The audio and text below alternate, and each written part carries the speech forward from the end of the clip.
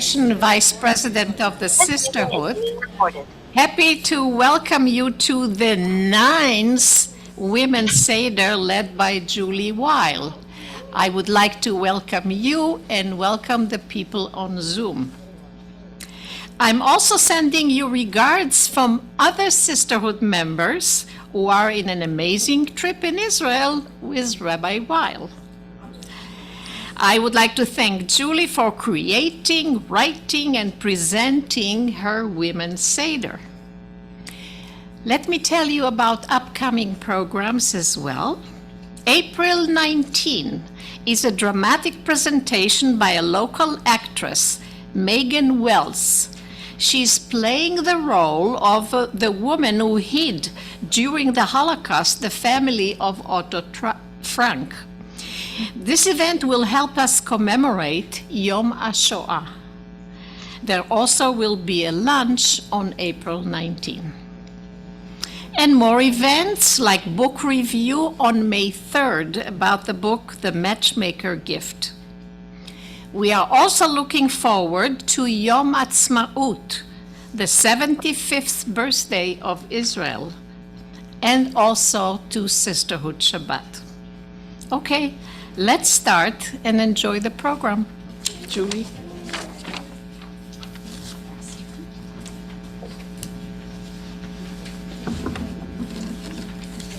Thank you, Esther. Hello, everybody. Welcome to the Sisterhood's Women's Seder. It is wonderful to be together, and I would just first like to start out and take the opportunity to thank Diane Rosenfeld, our Sisterhood President, and Judy Arkin, our Programming Vice President, for inviting me to lead another Women's Seder this year, and to Esther Javits for holding down the Sisterhood fort in their absence, and to Evie Lowenthal, who did the same. And an additional thank you to Debbie Rich for creating our flyer and being in touch with everyone about their attendance, and to Jeanette Sigler and Lee Levin and Ron for the room setup, and to Larry Sklar in the back, our fantastic tech guru who did all of our tech setup and will be making sure that the 30-plus women online tonight will have a positive and easy experience. So thank you so much, Larry. And I'm also appreciative of Tamara Glassberg and Miriam Davidson and Rena Rosen for leading our music this evening. You may have learned over the years that singing is not really a talent of mine, so I know that we will all benefit from their leadership. And to Debbie Dragon and Rena Rosen for taking a leap of faith and agreeing to share a personal reflection on tonight's theme, which you will all hear during the Seder. And Rabbi Brief, if you are on Zoom, I just would like to thank you for being here tonight, for supporting our sisterhood, and for always supporting me. And I'll give a shout out to the women in Israel as well. It is possible that one or two may actually be watching in the middle of the night there, but I know they're having a great trip, and hopefully they can watch the recording when they return. So leading this Women's Seder is truly an honor and one of my favorite nights of the year. Women's Seders are a unique kind of space for questioning, recovering, creating, healing, and discovering. In this space, I hope we develop our own authentic relationship to the texts, ideas, and traditions of the holiday, and to one another. For me, the story of the Exodus is the very beginning of the question, to whom and what do we belong? It's the beginning of our sense of our peoplehood. Up to this point in the story, we certainly had individuals establishing their relationship to God. Abraham and Sarah, Isaac and Rebekah, Jacob, Rachel and Leah, Joseph. But it is the experience of our people's suffering as slaves together in Egypt, and then being redeemed by God, that is truly a root experience. One that the Israelites collectively encountered, one that created our peoplehood and shared identity, and one that is meant to continue to generate our sense of belonging to one another and to God, Lador Vador. No one inherently understood better how deeply we belong to one another and to God than the women of the Exodus, whose stories we will recall again tonight. The power of belonging to their own conscience, to their family, to humanity, to God, and to the future led them to act. As modern Jewish women today, we are raised to be part of so many groups: our families, our friends, our work, our communities, those who struggle in the broader world around us. In fact, it is as if belonging is our life force that enriches us and calls upon us. Thus, tonight we will search for the answers to the question, to whom and what do we belong? What are the benefits and sometimes burdens of such belonging? And what does it inspire us to achieve? What is the power of belonging? So I will remind you of something I've said every year that's true this year as well. This is not your father's Seder. A women's Seder is by nature a creative endeavor. Since each of you will soon attend Seders that will incorporate every traditional element of the order of the Seder, I felt that I could create an experience that was a little different. I appreciate that leading the Seder provides for me an opportunity for my own spiritual growth. And I also love the sense of community that I feel in a room filled with talented women, each with their own story. And I feel this space is a unique opportunity in synagogue life for us to share ourselves with each other. It feels special. So now a word about this Haggadah. You will see 4 roles. Leader, that's me, and in some cases, a few special leaders who I've called upon for certain sections. When you see reader, we are actually going to go around the chapel with our wireless mic and take turns reading one after another. And we'll pass the microphone as we go. And if you do not want to read, feel free to pass the microphone on to the person next to you. When you see all, that means we say the words together. And when you see all sing, that means we all sing. So please join me. So let us begin by opening up our Haggadah on page 3, where it says welcome and greeting each other.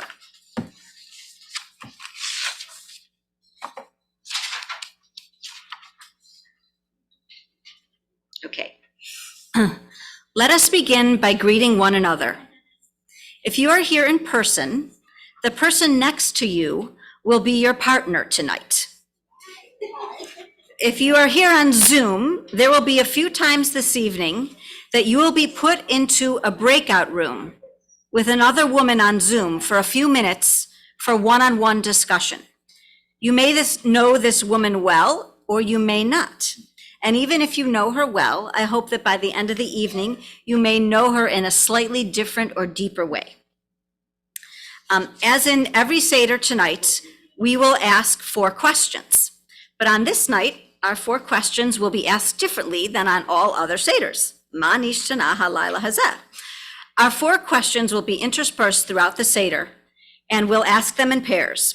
So at 4 different points of the evening, I'm going to ask you to share your thoughts with each other. And those who are in person will share with the person next to you. And those on Zoom will be put into the breakout room with another woman. You will automatically be put into your breakout room, and you will automatically be returned. So you do not have to do anything for those of you on Zoom. It will just happen automatically for you. Thanks to Larry. So I would like you to turn to the person next to you and introduce yourself by saying your name. And I'm going to ask you a question to share with each other. And I'm going to actually answer the question myself first before you begin. So the question I want you to share is, share an example of when you felt you belonged to something. For example, belonging in your family, or an organization, or in your work, or when you belonged to yourself, did something for yourself. How did belonging make you feel? And I'll answer first as to just give you an example. And in fact, the example that I'm going to share is actually what gave me the idea for the theme of the Seder tonight. As I think you all probably know, my father passed away a little more than a year ago. After his funeral, I began to participate in our synagogue's nightly minyan to say Kaddish for my father. And I did so for 11 months. And the experience of being a part of that minyan really impacted me. Personally, I just felt there were several other women in the minyan who also had lost parents. And I really felt seen and understood and sort of acknowledged without really even saying a word to each other. We just were all there and we understood the experience that we were all having. Every death is different and everybody's grief is different, but in general, we understood what we were each going through. So I personally felt a deep sense of belonging. And I also felt it was very powerful to really be doing something that was part of my tradition. And it really did ground me to the fact that I am a Jew. And this is how Jews mourn. And I just felt very deeply connected to my own Jewish identity. So that's an example of the kind of story, if you can think of something, obviously not necessarily about grief, but something personal that you can share with each other, you're comfortable doing so.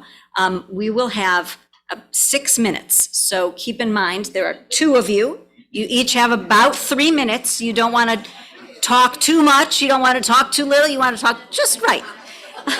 And I will let you know when the time is up. So again, share an example of when you felt you belonged to something.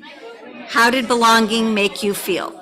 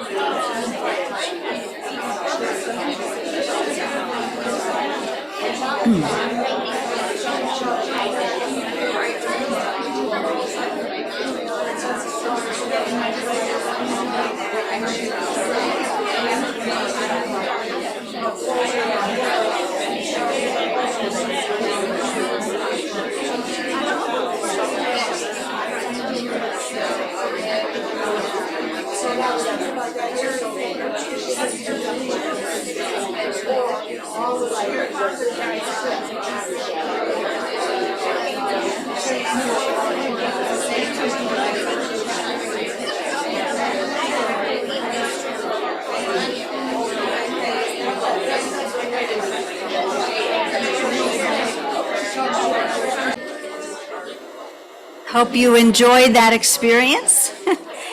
And I would like to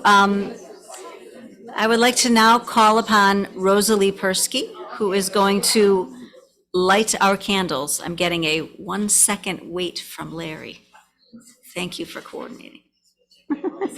Okay, good. Recording. Okay. Wait, see if we can plug this in. Oh, wait. Oh, well. Are you okay like using the actual? Yeah. So I lit my stove in the older days. I don't cover my eyes when I light the candles. Whatever you want to do. Do you want to speak first and then do that?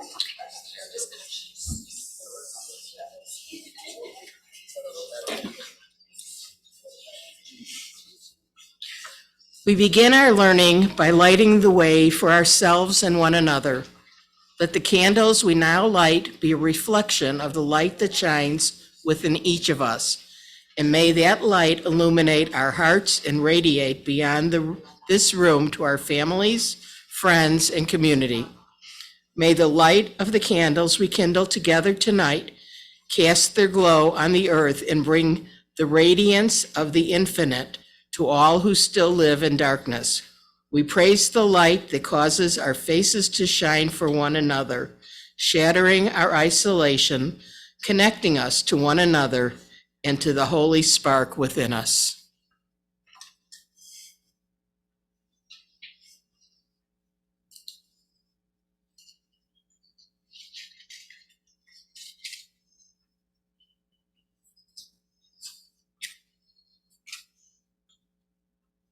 Baruch, together we say. Baruch atah Adonai Eloheinu melech haolam asher kitshanu b'mitzvotav v'tzivanu lahadlik ner shel yom tov.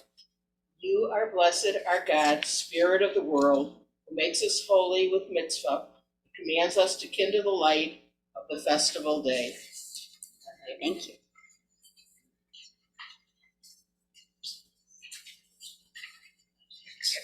I'm afraid.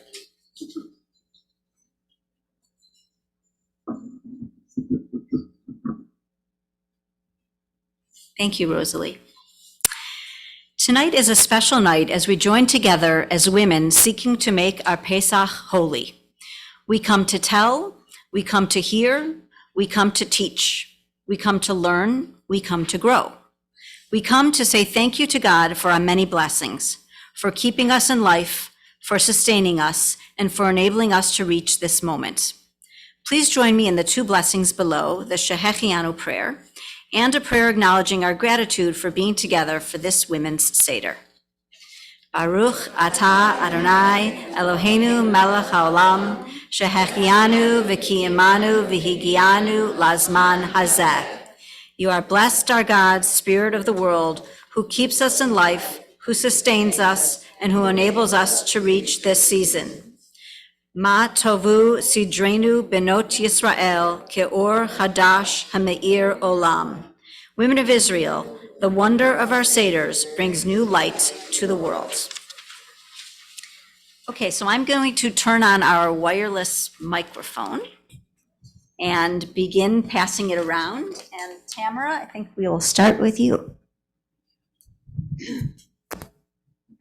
Traditionally, during the Seder, we drink 4 cups of wine linked to God's 4 promises to the Israelites, promises of deliverance and redemption. As it is written, I will bring you out from under the burdens of Egypt. I will deliver you from bondage. I will redeem you with an outstretched arm and great judgments. I will take you to be my people, and I will be your God. Tonight, because this is a Women's Seder and we have the freedom to take creative liberties, we will raise our glass just once as we remind ourselves who we are, all that we have experienced, and all the ways in which our belonging to one another and to God blesses our lives. Rena, if you'll read that poem, and then we'll say our prayer together. That we find our spring selves again, that we shed the thick protective layers of winter that shield but separate us from the world out there. At the Seder table we sit refreshed, tired, yes, from all the work of preparation, but in spirit refreshed. We sit at the Seder table and encounter our younger selves, wide-eyed, asking questions. We become each year once again the four sons. We become childlike, spring-like, ready each year once again to go out from Egypt with nothing but a pack on our back, ready to walk once again out into the wilderness in search of our freedom and our God. Join me in the blessing. Baruch atah Adonai Eloheinu melech haolam borei peri hagafen. You are blessed, our God, Spirit of the world, who creates the fruits of the vine.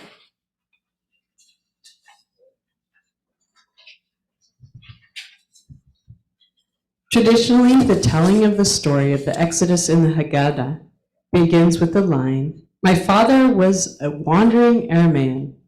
It goes on to tell the story of how the Israelites landed in Egypt and how God delivered us from slavery to freedom. Tonight, we will tell the story differently. We will widen the circle of memory and history. We will tell of the women. The opening story of the book of Exodus provides us with a stunning collection of women whose strength propels them to resist and defy. They are women who are celebrated in feminist Haggadahs for the role they played in freeing the Israelites from slavery. They are clever and courageous women, Shifra, Puach, Yocheved, Miriam, and Pharaoh's daughter. As we recall the brave actions of each of these women, we may ask ourselves what motivated them to act. To what or whom did they feel they belonged? We imagine they sit in a circle on a rug laid down on the sand. Two women, midwives, squat on the ground, leaning protectively on their birthing stools, prized possessions. A mother rests cross-legged with her daughter beside her, absently playing with the rug's frayed edge. Another holds a baby at her breast. Our names are Shifra and Pua. We are midwives. We greet new life as it arrives in the world with this bold cry. Despite the orders of our mighty ruler, we could not ignore our calling and drown a newborn's first breath in the rushing waters of the Nile. While others quaked in fear of Farah, we were struck with awe of God. God gave us strength, and God brought many strong babies into our hands.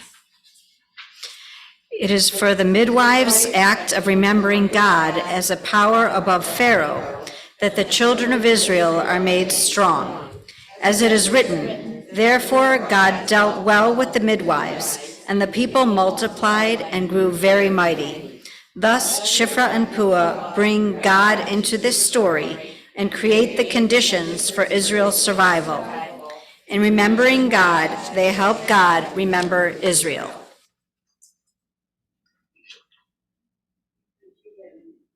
Okay, I am Yocheved, mother of Miriam, Aaron, and Moses. Every day for 3 months, I stifled my baby's cries, marveling at his strong lungs and sturdy little body that relaxed against me when I held him. When he grew too big, I built for him a teva that could cradle him, save him, even in the waters of the Nile. I prayed that this ark would save him, as Noah's ark ensured a future for humanity. Yocheved's sense of history is revealed through the teva she builds. Just as God commanded Noah to build a teva, Yocheved's teva is another vehicle of salvation in waters of destruction and reflects her keen memory and faith in God's role in history. I am Miriam. As a young girl, I stationed myself behind the bushes by the Nile, so I could see what might befall my brother. When I saw him rescued, it was I who offered to bring him back to my mother's breast, and in that way I kept our family together. My love for my brother gave me the strength to be bold. You may not know me or want to include me in your family, but I, Pharaoh's daughter, am a mother of your people. When I heard the baby squalling among the reeds, I knew immediately that it must be a Hebrew baby, and I knew just as quickly that I could not let him die. I drew him from the water and sent him home with the girl who peered at me from among the reeds. My belief in the goodness of this child and all of humanity gave me the strength to act. In a time of hatred and strife, the daughter of Pharaoh upholds the most basic values of common humanity and respect for life. Her role in saving Moses makes the redemption of the children of Israel possible. This year, let us explore this story anew by asking two seemingly simple questions. Why did these women do what they did? To whom did these women feel that they belonged? Not to their ruler Pharaoh or to their country, but to their family, to their conscience and sense of self, to humanity, to God. This is a remarkable conspiracy among women. The midwives, a slave mother, her daughter, and a princess together cross boundaries of age, race, and class to save the life of a baby, all because of the clarity of knowing to whom and what they belong, all because of the power of that belonging. And in these acts begins our redemption.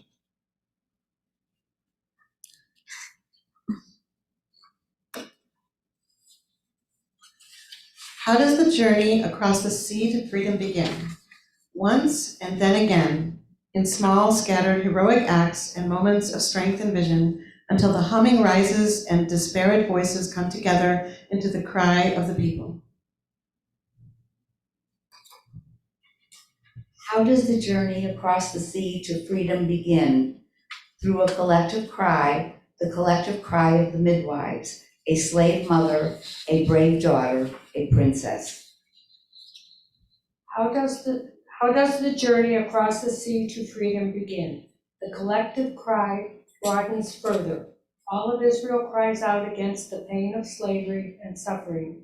The cry of the people rises up to God, and God hears. How does the journey across the sea to freedom, to a better life for you, your family, your community, and all of humanity begin? Through compassion for the suffering of others, through a vision of what could be improved, through belief in oneself, through the coming together of many, through strategizing, action, faith, hard work, and persistence. This is our heritage. This is our work in every generation, for we belong to one another. This will be our legacy. Tonight, I have asked two women from our congregation to share with us a way in which the power of belonging impacts their lives. And Rena Rosen will be our first speaker.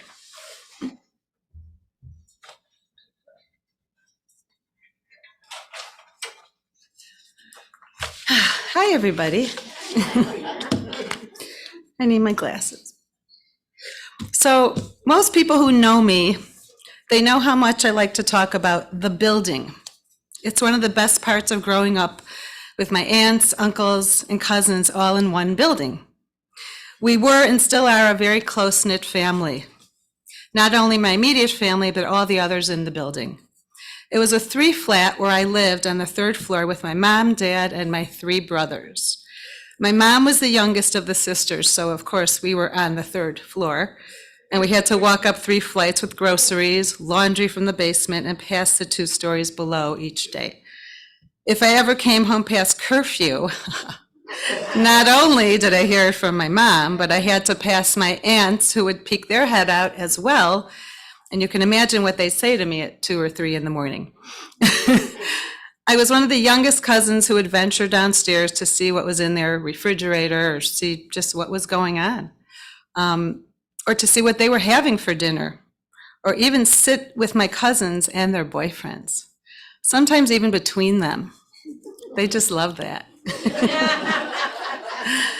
If my mom wanted to tell her sisters anything, they would ring the phone one time and go to the door and speak through the hallway. I always thought this was just what people do. When it was a holiday, such as Thanksgiving, which is also my birthday, my mom would host, and being the balabusta that she was, she would cook up a storm and set a beautiful table for the whole mishpacha. Then my family would come in the door with their coats and pretend like they schlepped and parked far away. There was always something fun or some activity going on in the building. It was like a little kibbutz in West Rogers Park. It was a wonderful way to grow up, and for me, it was a real sense of belonging. Our family belonged to Nir Tamid, which some of you may have belonged there, right? A conservative synagogue in West Rogers Park, where many members had also belonged, who belong here. My parents were weekly shul goers, and as they got older, and when my father was eventually in a nursing home and could no longer attend, I drove from Skokie, where I lived at the time, to pick up my mom from Gidwitz in Deerfield, bring her back here, and drove her back to Skokie. Yeah, I brought her here, sorry. Since they were people she knew from Nir Tamid, she immediately felt comfortable and a sense of belonging. I, on the other hand, would roll my eyes, and I thought, oh boy, I can't wait to get out of here. Sorry, no offense. But however, now I belong to this synagogue, and this is where I've made my friends, and I really feel myself a sense of belonging. I've made wonderful connections. I've taught Hebrew school. I sing in Kolenu, and of course, I'm in the lovely Purim spiel. This has become a place that gives me another sense of belonging, which is crucial to our life satisfaction, happiness, mental and physical health, and even longevity. It gives us a sense of purpose and meaning. And without a sense of belonging, it's easy to feel lost and alone. I believe that belonging refers to feeling included, whether it be within a family, with friends, being understood, having fun together, and wanting to spend time together and just being paid attention to. When we feel we have support and belonging, we are not alone, and we're more resilient and often cope more effectively with difficult times in our lives, which we all have at times. So here's to belonging, and especially belonging to this synagogue, EHNTJC, which has brought all of us here tonight.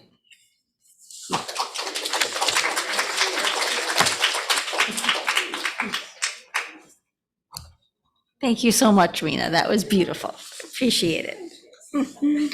So I would like to ask you now again to turn to your neighbor or your Zoom friend and take another few minutes to answer the second of our 4 questions. This one's a little different. Maybe you spoke about this already, but hopefully not. Share an experience you have had belonging or not belonging as a woman.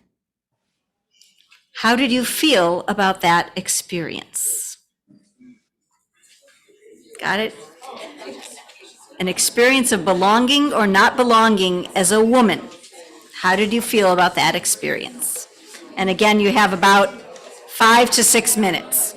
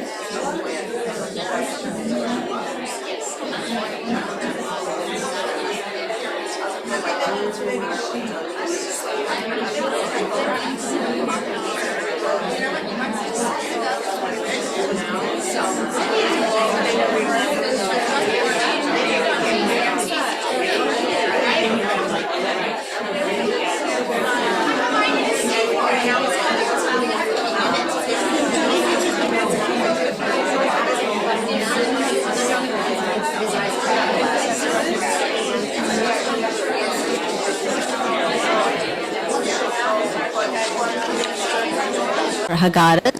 I lost track of the wireless, but I think it might be, oh, okay, great, Marcy. Marcy, page 11, you get a poem. The poem? God, Okay.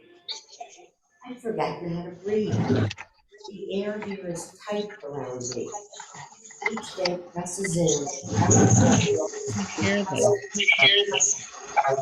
I long to feel wide love, to feel harder beneath my cracked feet, shade on my bent back, coolness on my sun-scorched skin. I long to hear sweet words for respite from the sting that forces me into this pit and keeps me here. Day after day, God, though my voice is barely a broken whisper, I am calling out and remembering you. Please remember me. Remember my family and our ancestors. Bring us home to you. Turn us back towards your embrace and fold us in. We have been lost so long, and now we are ready. Find us, remember us. At night, we sing a secret song of breath and cooling shadows. By day, we squint our eyes and hope that when we open them, you will be there, a hand on our brow, a breath of wind in our backs. We sing to you. Please hear our song. Please come and bring us home. Thank you, Marcy. And I'm now going to call up my trio.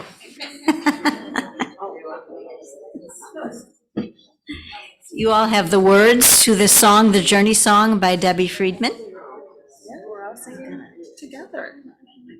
Here, where's good for you? Here, let's put it in. This is good.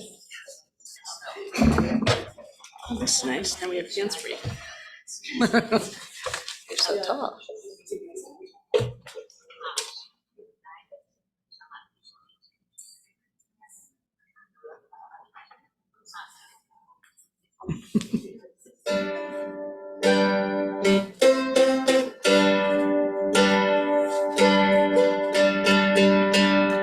Where does the journey begin?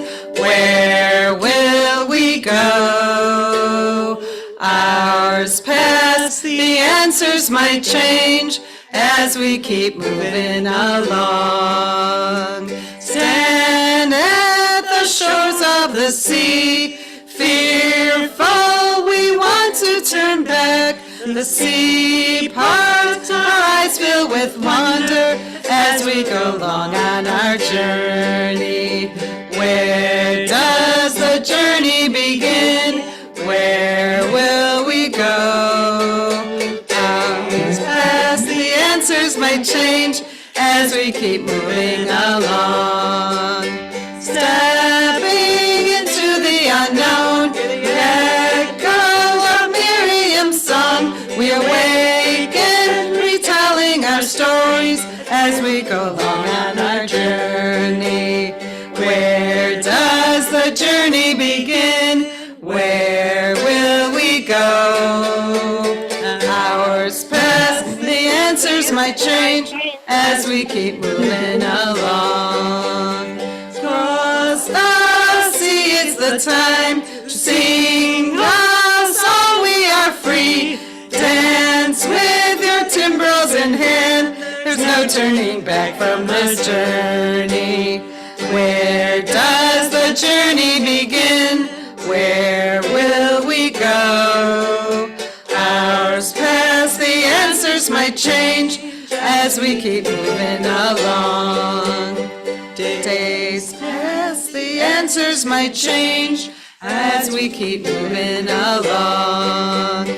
Years pass, the answers have changed as we keep moving along.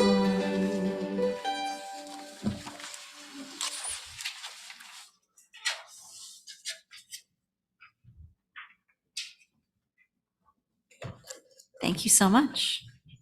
We are on page 14. And our microphone is with Adrian. Traditionally, the carpets dipped in salt water remind us of both the sweat and tears of our ancestors in Egypt, and of the possibility of new growth and renewal that the Israelites attained through freedom.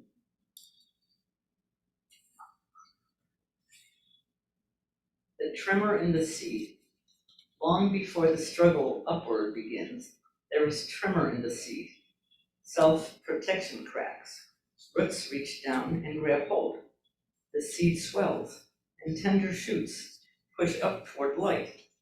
This is karpas, spring awakening growth. A force so tough it can break stone. And why do we dip karpas into salt water? To remember the sweat and tears of our ancestors in bondage. To taste the bitter tears of our earth, unable to fully renew itself this spring because of waste, neglect, and greed. To feel the sting of society's refusal to celebrate the blossoming of women's bodies and the full range of our capacity for love. And why should salt water be touched by karpas? To remind us that tears stop, spring comes, and with it, the potential for change. In that spirit, let us say the blessing over the karpas as I'll ceremoniously dip our karpas into our salt water. So join me in the blessing. Baruch atah Adonai Eloheinu melech haolam, borei peri ha'adamah. You are blessed, our God, Spirit of the world, who creates the fruit of the earth.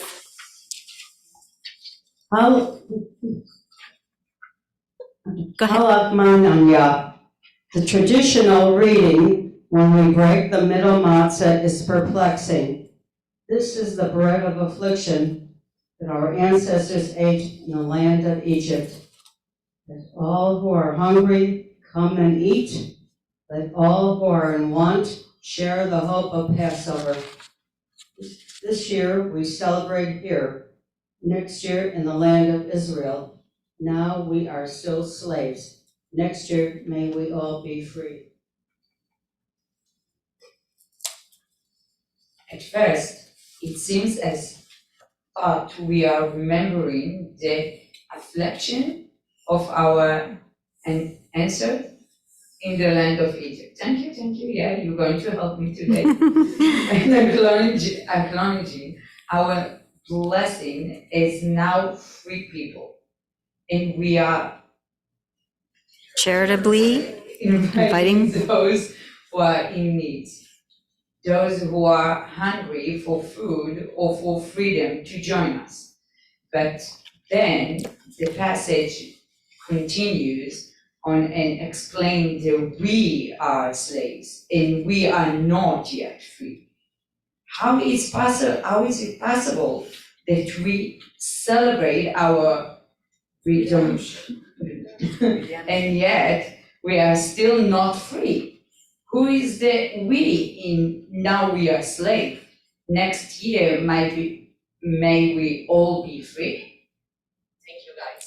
Thank you, guys. Thank you. Perhaps Ha'alachma Anya is meant to teach us something about belonging. Perhaps our redemption is bound up with the deliverance from bondage of people everywhere. If we are bound to all of humanity, and some of us are not yet free, then none of us can truly be free, because we are truly one. May this bread of affliction remind us that we must work toward a time when redemption belongs to everyone. Amen. I would now like to ask you to turn to your neighbor once again for our third of 4 questions. This one a little bit different. Share an experience you have had about belonging or not belonging as a Jew. How did you feel about the experience? Belonging or not belonging as a Jew? And I will start out, we will continue to pass our microphone. So we're at the top of page 16. Okay. Let us now return to consider Miriam as a woman, as she crosses the Sea of Reeds. The crossing was not only the crossing out of Egypt and out of slavery, but also the entrance into an unknown future made possible by a moment of extraordinary faith. Miriam had the foresight to bring her hand drum. This was the moment to lift up the hand drum and triumphantly sing and dance, giddy with gratitude for God's redemption. Miriam had the wisdom to gather her sisters to acknowledge and affirm the miracle, to mark the moment when their tenuous hope broke forth in joy, the birth of their community as a people touched by God. A midrash teaches us that a miraculous well then accompanied the Hebrews through the journey in the desert, providing them with water. This well was given to God by Miriam, our prophetess, to honor her bravery and devotion to the Jewish people. Both Miriam and her well were spiritual oases in the desert, sources of sustenance and healing. Miriam's well was said to hold divine power to heal and renew. Its fresh water sustained our people as we were transformed from a people shaped by slavery into a free nation. Throughout our subsequent journeys, we have sought to rediscover these living waters. At Miriam's sea crossing, emerging from the waters, she does not wait for someone else to change the world. She does not demur that she was not bred for greatness. She does not blend into the crowd. Instead, Miriam's voice rings out for all to hear. In our time, the sea crossing may be when we hear a cry for social justice or witness a scene in which we are seized with understanding about our place in the world. It may be a moment when we are called to protect civil rights, speak up and out against violence, advocate for the education of our nation's children, welcome the stranger. As we enter these waters, if we look around and trust our vision, we may discover that we, like Miriam, are bathed in and buoyed by the presence of God and by the community of women who belong to each other and who work together. May Miriam inspire us to march across the seas we face, and may her water well continue to sustain us and give us strength for the hard work ahead. Amen. I'd now like to call up Deb Dragon to share her personal reflection. Thanks.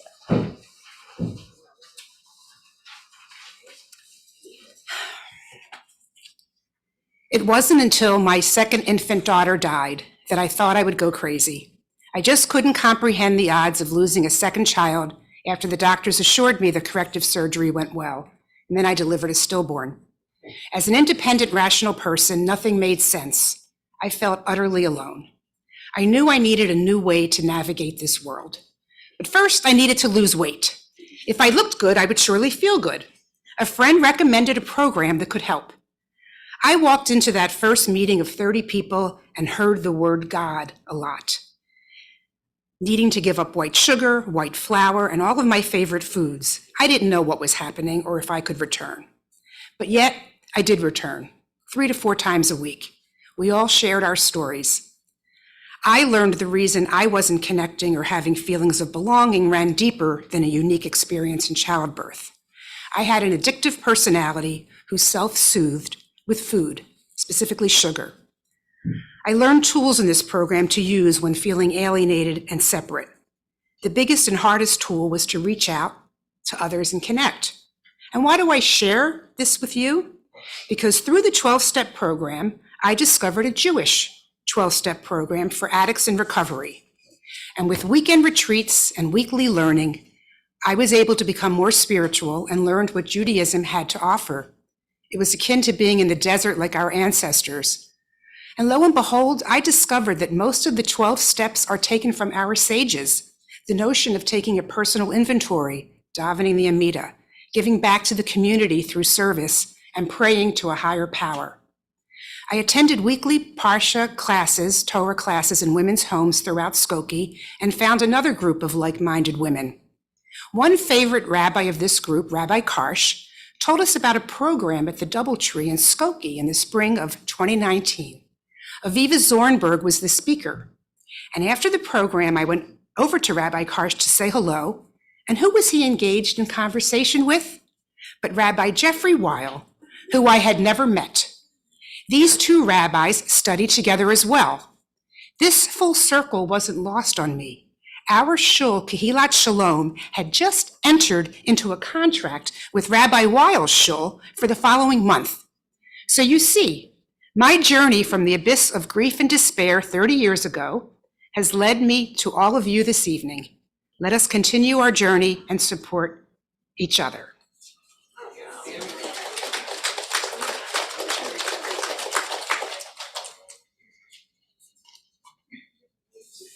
Thank you so much, Deb, for sharing a brave part of yourself.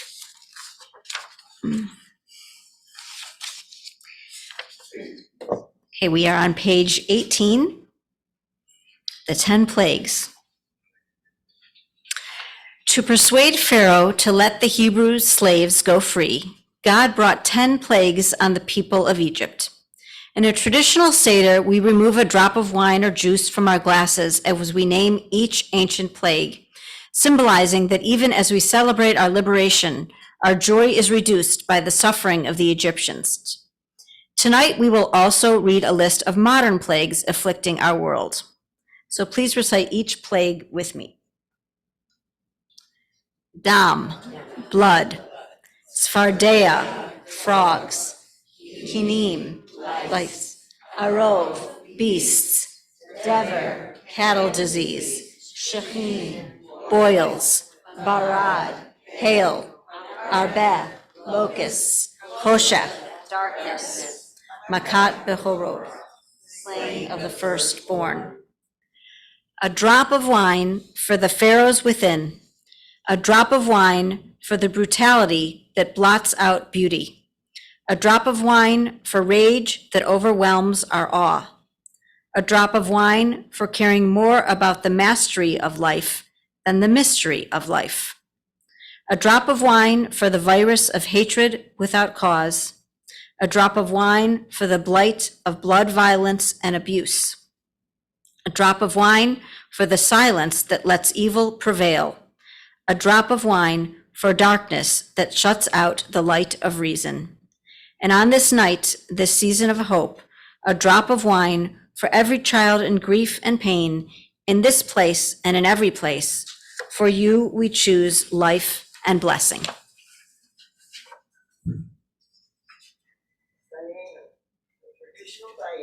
Was God's gift to the Israelites, beginning with the Exodus and culminating with the temple in Jerusalem.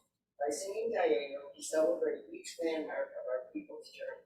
Tonight we change the focus and speak not of God's gifts, but of the ways in which God inspires us to be our best selves, with all the steps we need to take to bring about the world we yearn to create. Let us continue to go around, not the table, but the chapel, with a reader for each line, and after each line, we'll all reply, Dayenu. If we speak truthfully about the pain, joys, and the contradictions of our lives. Dayenu. If we listen to others with sensitivity and compassion. Dayenu. If we challenge the absence of women in traditional texts, chronicles of Jewish history, and in the leadership of our institutions. Dayenu.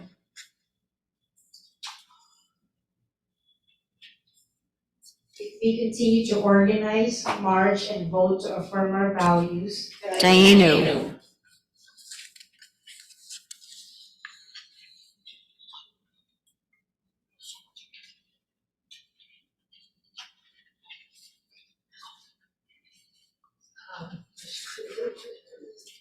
If we fight. That's right, if we fight economic injustice, sexism, racism, and homophobia. Dayenu. If we volunteer our time and money. Dayenu.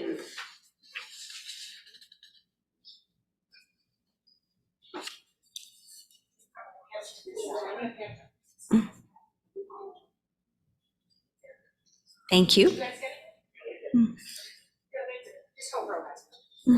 If we break the silence about violence against women and children in the Jewish community and everywhere.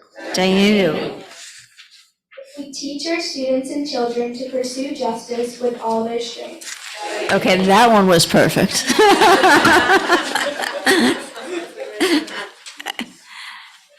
If we care for the earth and its future as responsibly as we care for those we love. Dianu. We create art, music, dance, and literature. Dianu.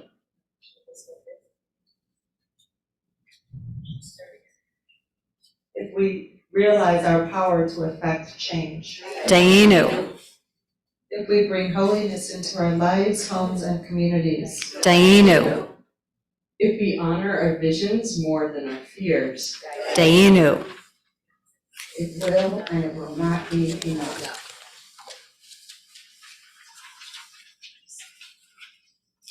We're gonna start over.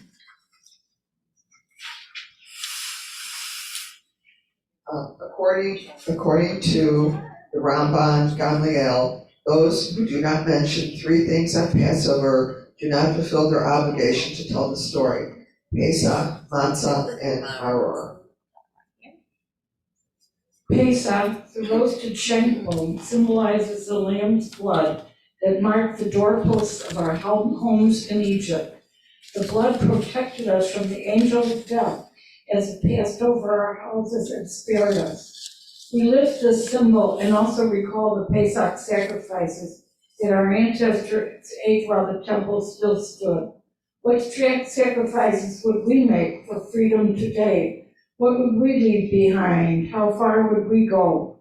How deeply would we look within ourselves? The matzah. Why do we eat this unleavened bread? Because there was not enough time for our ancestors' dough to rise. So they had to take their unleavened dough into matzah in the desert. Matzah, the bread of slavery, was transformed into the bread of redemption as it was carried out of Egypt. For the times when we do not know which way to go, but we move forward anyway. For the times when immediate action is required and we are able to act swiftly. For the times when immediate action is the easy answer and we wait and let the truth ripen. For the times when we do not know enough to make a decision, but we must decide, and so we do. For the times when we have a hunch, a flash, a knowing that comes to us without our knowledge, and we use these things to guide us.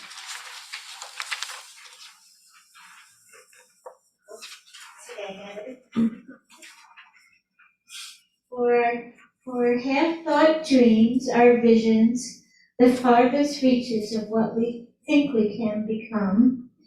For movement, despite our fears, despite their obstacles and delays, in times when movement meant growth and life. To all these times, to action, to movement, dreaming, we dedicate this matzah. The Moror. Why do we eat these bitter herbs tonight? The standard answer is that we must be reminded that we were once slaves in Egypt. But why must we remember our slavery? What is the meaning of memory's bitter stranglehold on Jewish life?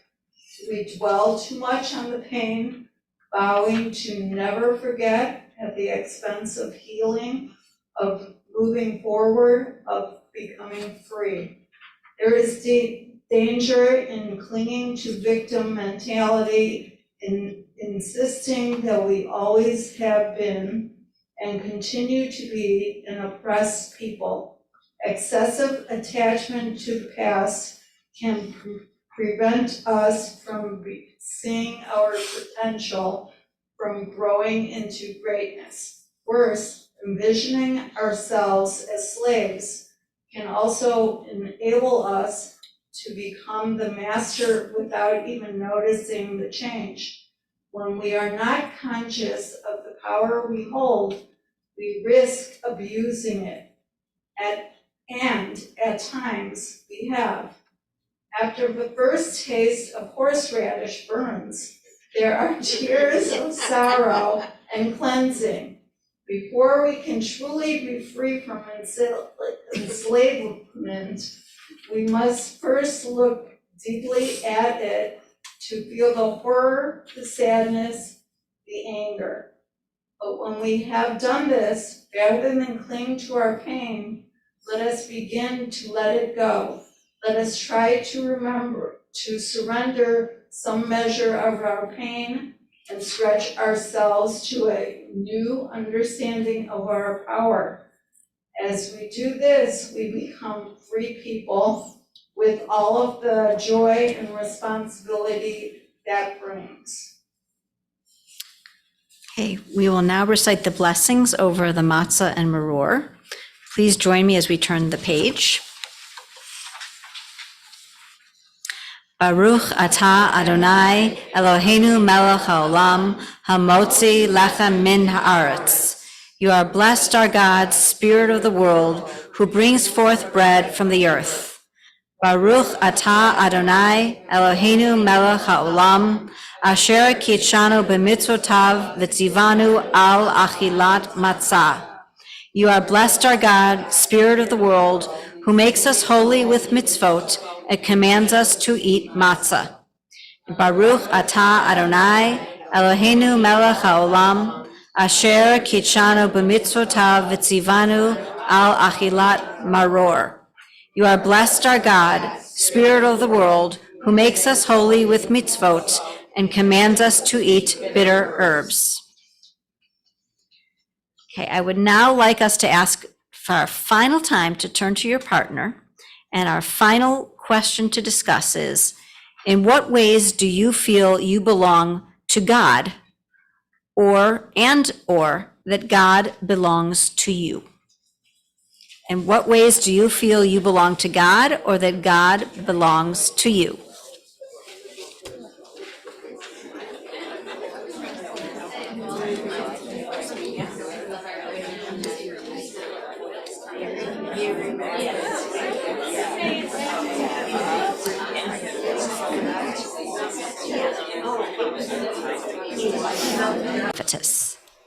I think that Jones got the mic. And then all men have divided us will merge. And then compassion will be welded to power. And then softness will come to a world that is harsh and unkind. And then both men and women will be gentle. And then both women and men will be strong. And then no person will be subject to another's will. And then all will be rich and free and varied. And then the greed of some will give way to the needs of many. And then all will share equally in the earth's abundance. And then all will care for the sick and the weak and the old. And then all will nourish the young. And then all will cherish life's creatures. And then all will live in harmony with each other and the earth. And then everywhere will be called Eden once again. Our longing for justice, wholeness, and peace brings the melody of Eliyahu Hanavi to our lips. With that melody, we bridge our hopes for the future with our commitment to the present. We invite not just Eliyahu, Elijah, harbinger of the Messiah, but Miriam, inspiration for the journey.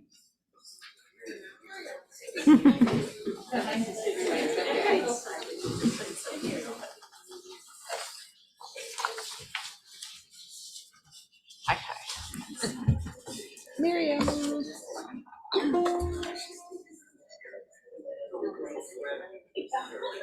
Everybody knows this.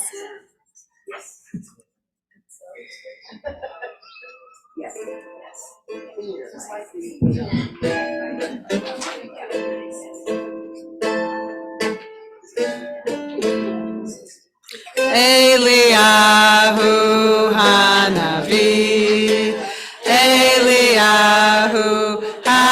Tishbi, Eliyahu, Eliyahu, Eliyahu Agilati, Bimheira ve'yameinu, Yavo Eleinu, Imashiach ben David, Imashiach ben David, Miriam Anvia, Miriam Anvia, Miriam, Miriam, Miriam Anvia, Eliyahu Hanavi, Eliyahu Hatishbi, Eliyahu,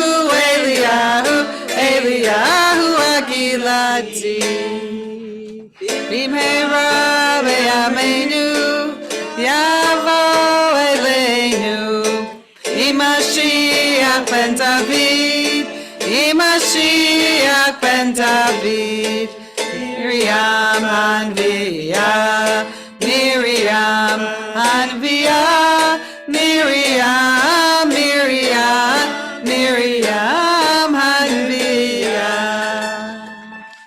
Thanks, you guys stay up here, I'll just read our final. Okay. Okay.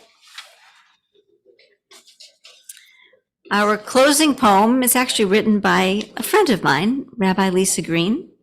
And when we finish the poem, I think we've passed out our final song, which is not in the Haggadah, but is called Miriam's Song on a little white piece of paper that I hope you have. So right now, we'll finish with page 26, Magid, our story. With Magid, we tell the story, the exodus from degradation to dignity, from slavery to freedom. Each of us is to tell this story, and we who do so at length are surely to be praised. But this collective story of the journey from slavery to freedom is not the entirety of the tale. Each of us bears our own stories, which relate our journeys, our paths to freedom. If each of us must relate our people's story, all the more so should we be praised for continuing the story, adding the individual strands which make our identity, which explain our journeys. To journey is to prepare, to leave, to travel, to wander and wonder. To journey is to arrive, to accustom, to question, to change, to remain as we were, yet touched by the journey. What our journeys from slavery to liberation, from alienation to community, from afar to within, from foreign to familiar, from anxiety to comfort, from narrow spaces to expanse. As we answer, we continue Magid. We tell our stories.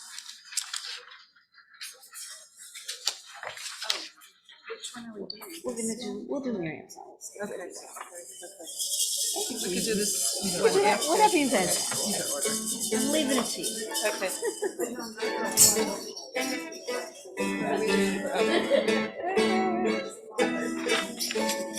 Need to follow along with you.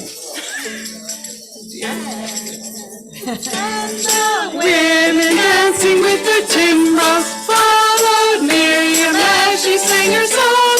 Sing the song to the one who was exalted. Miriam and the women dance and dance the whole night long. And Miriam was a weaver of unique variety. The tapestry she wore was one which sang her history. With every thread and every strand she crafted her delight. A woman touched with spirit, she dances toward the light. Everybody! And the women dancing with their timbres followed Miriam as she sang her song. Sing a song to the one who we exalted. Miriam and the women dance and dance the whole night long. When Miriam stood upon the shore and gazed across the sea, The wonder of this miracle she soon came to believe. Whomever thought the sea would part with an outstretched hand, and we would pass to freedom and march to the promised land. Everybody! And the women dancing with their timbrels followed Miriam as she sang her song. Sing a song to the one that we've exalted. Miriam and the women dance and dance the whole night long. And Miriam and the prophet took her timbrel in her hand, and all the women followed her just as she had planned. And Miriam raised her voice and sung, she sang with praise and might. We just lived through a miracle, we're gonna dance tonight. And the women dancing with their timbrels followed Miriam as she sang her song. Sing a song to the one that we've exalted. Miriam and the women dance and dance the whole night long. One more time. And the women dancing with their timbrels followed Miriam as she sang her song. Sing a song to the one who we've exalted. Miriam and the women dance and dance all night long.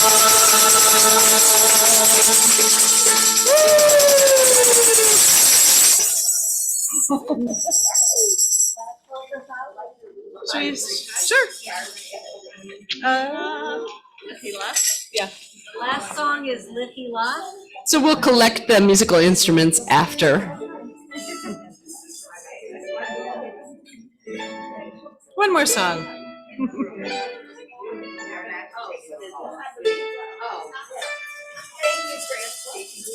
Lechi la, to a land that I will show you.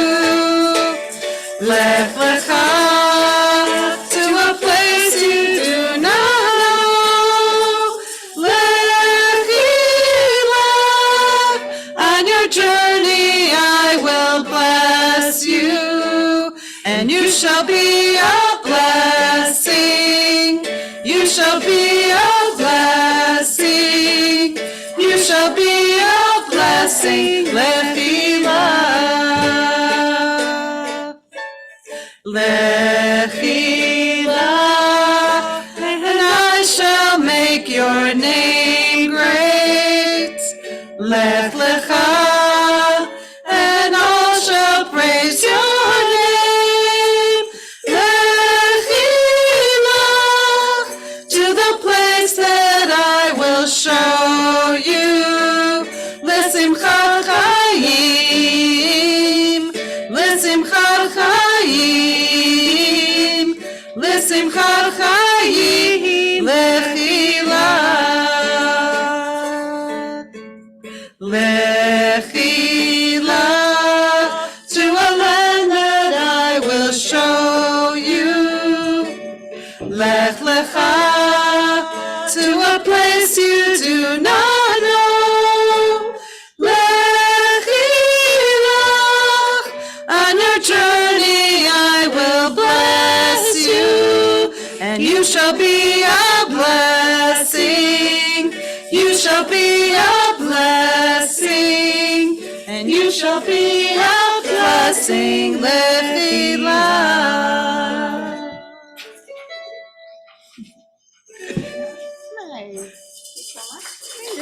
For you. Well, this evening has been a blessing. I thank you all for participating, for sharing yourselves with each other and with me, and I wish you all a Chag Pesach Sameach.